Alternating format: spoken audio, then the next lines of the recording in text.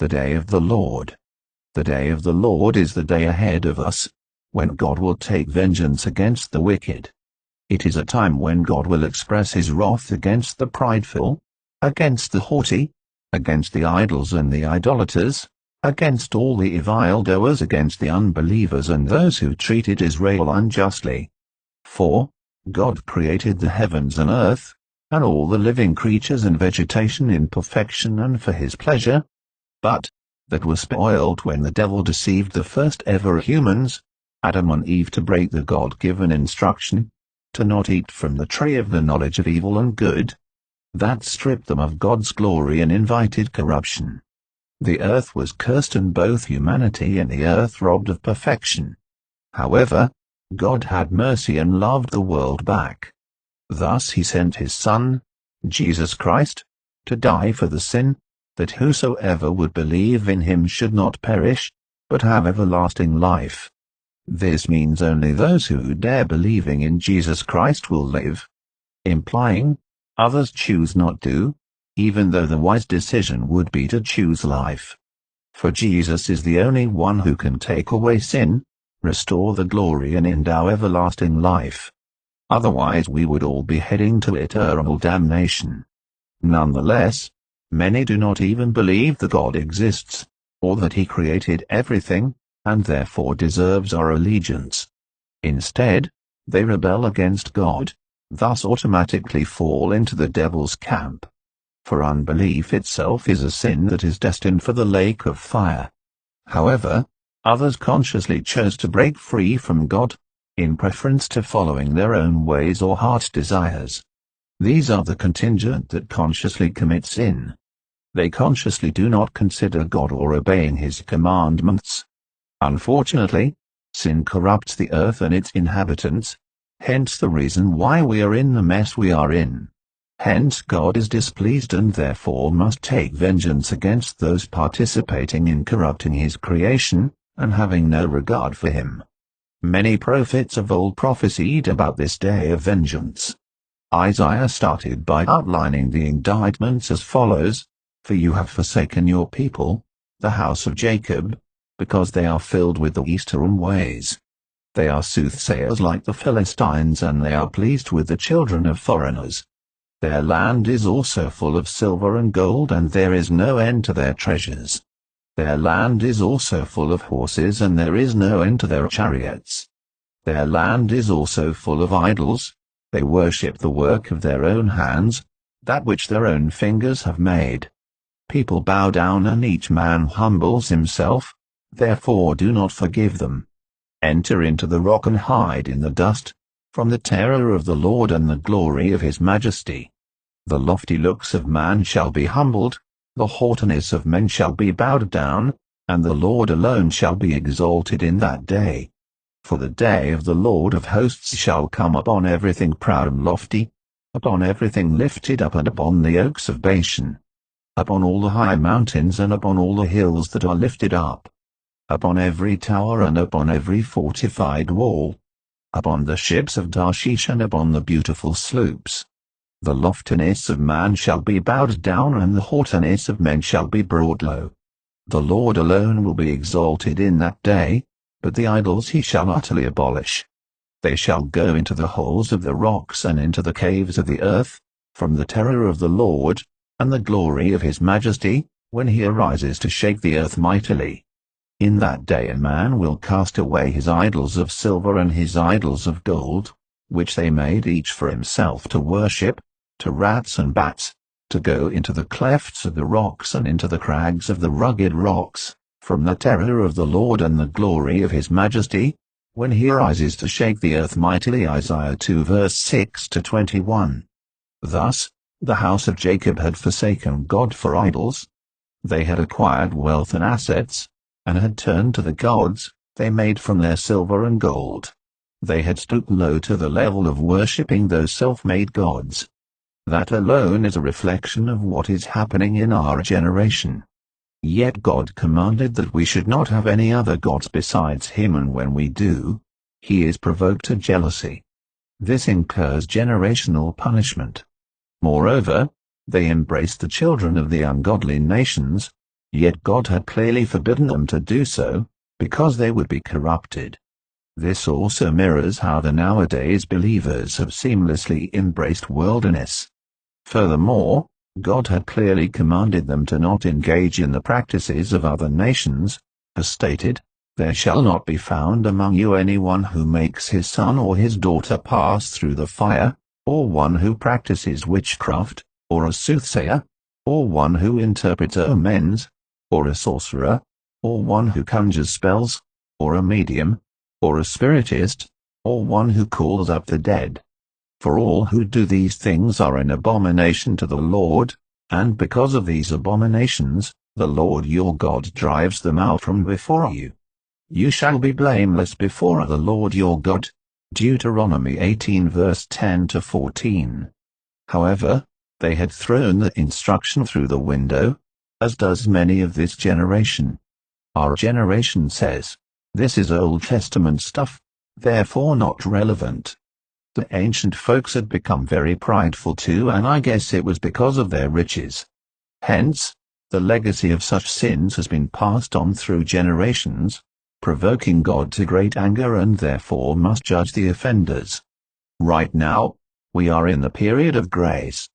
That is why it appears as if God is silent. For that reason, some take it upon themselves to throw questions like, "If God exists, why is there so much evil in this world? Why is he not doing anything about it?" Yet God, who is from everlasting to everlasting and is observing. Apparently, everything is laid bare before him. No wonder the Bible says, "The eyes of the Lord are in every place, keeping watch on evil and good, and the ways of man are before the eyes of the Lord, and he ponders all his paths." Thus, it is only a matter of the set day, that we shall all see him taking vengeance. Each one of us shall be repaid according to his or her deeds. Just be warned, though, that the day will be intense as prophesied by the prophets. Joel prophesied, "Alas for the day! For the day of the Lord is at hand. It shall come as destruction from the Almighty. A day of darkness and gloominess, a day of clouds and thick darkness, like the morning clouds spread over the mountains. Multitudes and multitudes in the valley of decision, for the day of the Lord is near in the valley of decision. The sun and moon will grow dark, and the stars will diminish their brightness. The Lord also will roar from Zion and utter his voice from Jerusalem. The heavens and earth will shake, but the Lord will be a shelter for his people, and the strength of the children of Israel. So you shall know that I am the Lord your God, dwelling in Zion my holy mountain.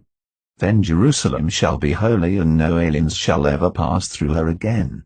Isaiah further prophesied, saying, "Therefore, I will shake the heavens, and the earth will move out of her place in the wrath of the Lord of hosts, and in the day of his fierce anger."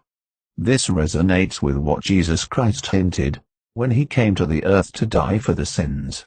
He simply said, immediately after the tribulation of those days, the sun will be darkened and the moon will not give its light. The stars will fall from heaven and the powers of the heavens shall be shaken. John further elaborated, "I looked when he opened the sixth seal, and behold, there was a great earthquake, and the sun became black as sackcloth of hair, and the moon became like blood. And the stars from heaven fell to the earth when it is shaken by a mighty wind. Then the sky receded as a scroll, when it is rolled up, and every mountain and island was moved out of its place. And the kings of the earth, the great men, the rich men, the commanders, the mighty men, every slave and every free man, hid themselves in the caves, and in the rocks of the mountains, and said to the mountains and rocks, Fall on us, and hide us from the face of him, who sits on the throne, and from the wrath of the Lamb. For the great day of his wrath has come, and who is able to stand?" Zephaniah echoed the same sentiment in his prophecy too. He said, "The great day of the Lord is near.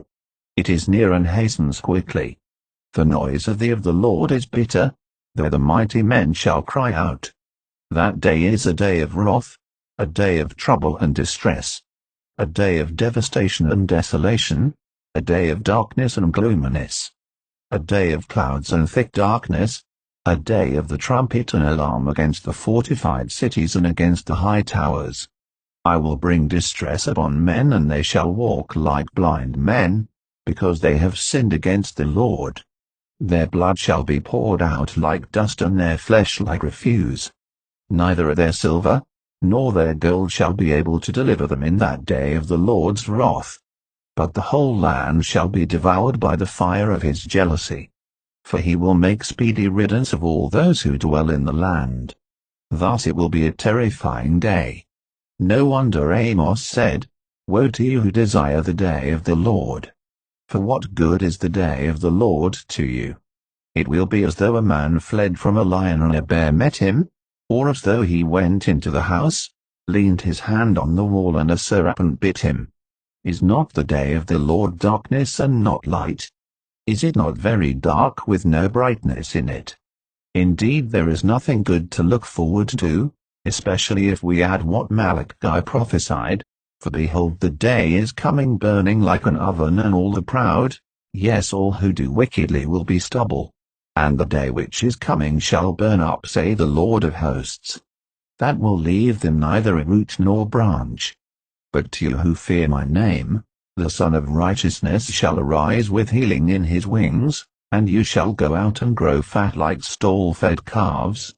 You shall trample the wicked, for they shall be ashes under the soles of your feet on the day I do this. Nonetheless, the day is set to happen, and it will come like a thief as stated.